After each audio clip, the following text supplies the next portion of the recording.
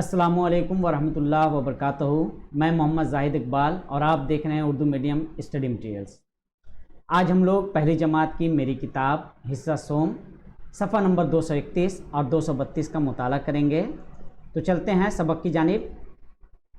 ये है सफ़ा नंबर 231 और ये 232। जैसा कि पहले हम लोग मुताला के दौरान हरफों की जोड़ तोड़, हिज्जे और मतालिब बयान करने में काफ़ी वक्त लेते थे, तो गार्जियन और बच्चों की तरफ से अच्छा रिस्पांस आया। उन लोगों का कहना है कि आप वक्त ना लेकर के जल्द अज जल्द सबक को मुकम्मल कीजिए और जो सवाल जवाब है या जो मसाइल हल करना है वो कीजिए, ताकि उससे ज़्यादा से ज़्यादा इस्तेफादा कर सकें। बल्कि तो टीचर हज़रात क्लास में पढ़ा ही रहे हैं, तो आपके मशवरे का खैर मकदम है। हम आज ज़्यादा डिटेल्स में नहीं जाएंगे, बस एक बार सरसरी तौर पर नज़म को आपके लिए पढ़ेंगे और उसके बाद आगे काम की तरफ चले जाएंगे। तो चलिए सबक की तरफ। आज जो हम लोग पढ़ने जा रहे हैं वो सबक है नन्ही चिड़िया। नन्ही चिड़िया, नन्ही छोटी सी चिड़िया। तो सबक शुरू करते हैं। सुबह हुई ये शोर है कैसा,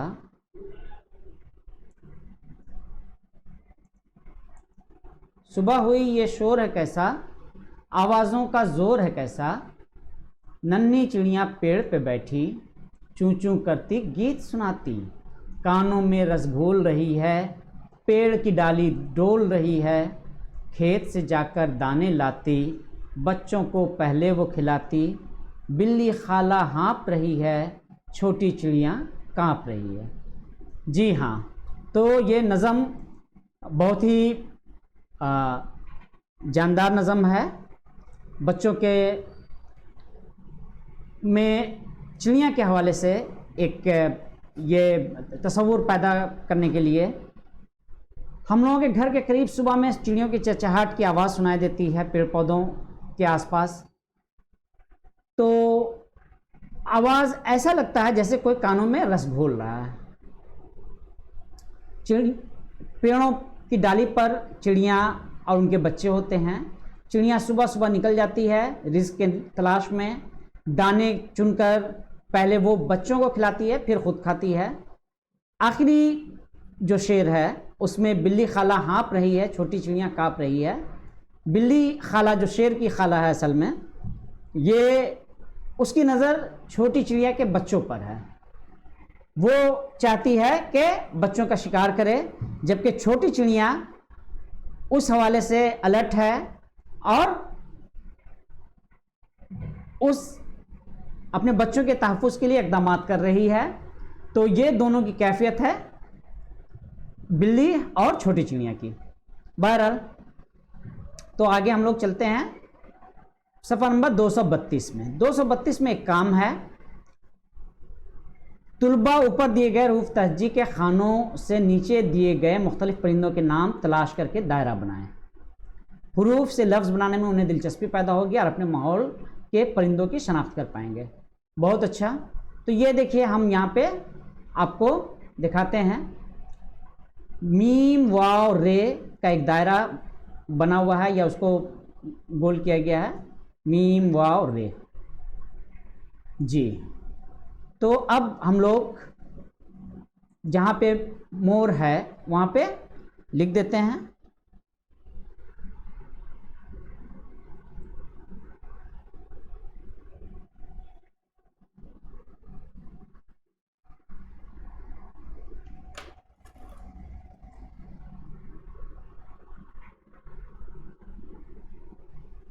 मोर।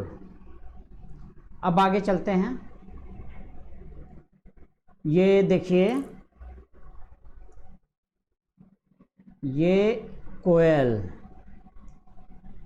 कोयल, कोयल यहाँ नज़र नहीं आ रही है, तो कोयल हम किनारे में लिख देते हैं। ठीक है, चलिए कोयल। और कौन सा परिंदा? अच्छा, लिखने का काम हम बाद में करते हैं, पहले आपको दिखा देते हैं। तो ये हुआ कोयल। आगे देखिए ये हुआ गोरैया। और ये देखिए उल्लू। और देखते हैं हम लोग, यहां देखिए मुर्गी, मुर्गी यहां पे है। और देखिए यहां पे अगर देखिएगा आपको नजर आ रहा है तो ये है बुलबुल। अच्छा, ये देखिए इस तरफ, यहां देखिए यहां से आपको नजर आ रहा है कबूतर, कबूतर, जी हाँ। तो अब 1 2 3 4 5 6 7, अच्छा एक और मिला हम लोगों को, यहां देखिए तोता। ये 8 परिंदों के नाम मिले, 6 परिंदे यहां मौजूद हैं, तो उनके नाम हम लोग बिलतरतीब लिखते हैं। अब चलिए लिखना शुरू करते हैं।